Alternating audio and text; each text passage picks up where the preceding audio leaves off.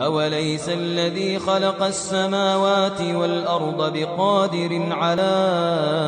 أن يخلق مثلهم بلى وهو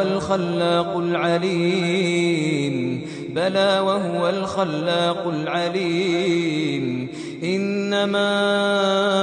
أمره إذا أراد شيئا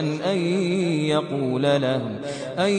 يقول له كن فيكون فسبحان الذي بيده ملكوت كل شيء وإليه ترجعون